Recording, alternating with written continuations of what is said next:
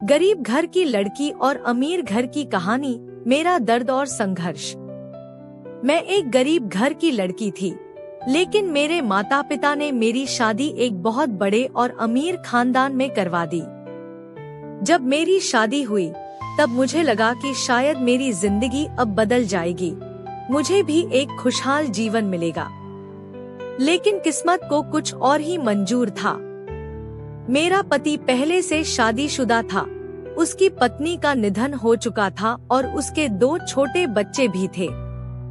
मैंने सोचा था कि शायद मैं इस परिवार का हिस्सा बनकर सब कुछ ठीक कर दूंगी, लेकिन मेरी उम्मीदें बहुत जल्द टूट गईं। शादी के कुछ ही दिनों बाद मुझे एहसास हो गया कि मेरे पति मुझे वो अहमियत कभी नहीं दे पाएंगे जिसकी मैं हकदार थी।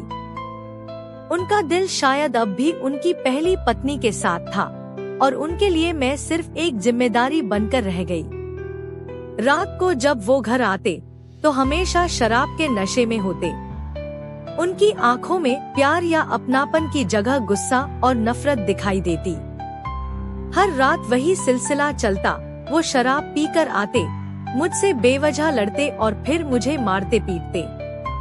मैं रोती रही, चीखती रही, लेकिन मेरी आवाज सुनने वाला कोई नहीं था। एक तरफ मेरे पति का अत्याचार और दूसरी तरफ उनके बच्चों की जिम्मेदारी, मैं खुद को कहीं खो चुकी थी। कभी कभी मैं सोचती हूँ, क्या ये वही जिंदगी है जिसका मैंने सपना देखा था? क्या एक औरत का यही हक है कि वो सिर्फ दूसरों की सेवा करे और अपने खुद के दर्द को सहन करती रहे? मैं अपने माता पिता से भी कुछ कह नहीं पाई, क्योंकि मैं नहीं चाहती थी कि मेरी वजह से वो दुखी हों। अब मैं एक ऐसी जिंदगी जी रही हूँ जहाँ मेरे पास न तो प्यार है और न ही सम्मान। हर दिन एक नया जख्म लेकर आता है और हर रात एक और दर्द भरी कहानी बन जाती है। कहानी की सीख।